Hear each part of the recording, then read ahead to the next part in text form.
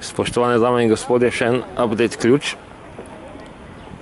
Kot rečeno, ključ je razumevanje sveta oziroma je koda za razumevanje sveta. In zelo simbolično so skulpturo Nikole Tesle postavili sem pred hram Svetog Save, veličastni tempelj, ker marsikdo ne ve, da je Nikola Tesla bil rojen dejanskemu duhovniku in to celo zraven cerkve, in da je zadeva še bolj ključna zraven cerkve svetega Petra in Pavla, in sveti Peter je tisti, ki bi naj imel ključ. Se pravi,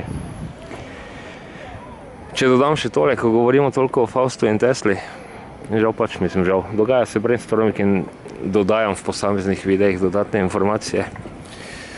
Faust je dejansko knjiga, ki se zelo intenzivno oziroma kar v svojem osnovnem motivu ukvarja z verovanjem in nakazuje, kaj je zdravo verovanje.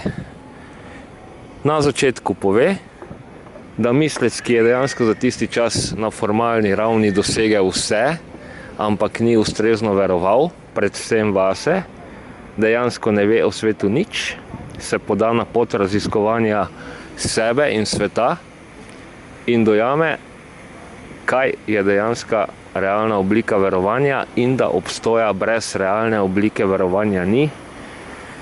In da zaključim, tako Goethe, ko je umrl, je dejal med licht, se pravi več svetlobe, kot Nikola Tesla je dejal, v osnovi seveda vse je svetloba in vemo, da ta osnovna svetloba te naše galaksije in našega planeta je pa Sonce.